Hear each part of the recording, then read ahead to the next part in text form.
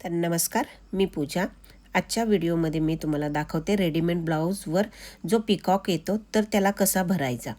तर आपण हे काम करताना सर्वात आधी वेलीचं जे काम करणार आहे तर त्याच्यामध्ये कट बीट्स भरून घेतोय आणि पूर्ण पिकॉकला आपण कट बीट्सचाच वापर करणार आहेत।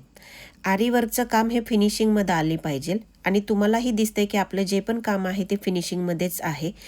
तर अशाच प्रकारे आपण सर्व कट बीट्स लावून घेतलेले आहेत। आता आपण बाहेरचा जो पिसारा आहे तर त्याला सिक्वेन्स आणि कट बीट्स लावून त्याचं पण काम कंप्लीट करतोय। जो पण पिसारा आतमध्ये पण आहे तर त्याला पण आपण कट बीट्स आणि सिक्वेन्स लावून घेतोय।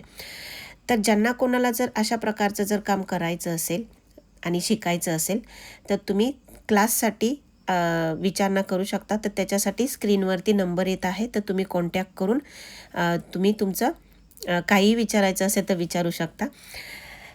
तर हे सर्व काम केल्याच्या नंतरून तुम्ही पिकॉकला जो आपला डोळा राहिलेला आहे तर त्याला आपण मोती लावलेला आहे आणि आपलं हे पूर्ण पिकॉकचं काम हे कंप्लीट झालेलं आहे।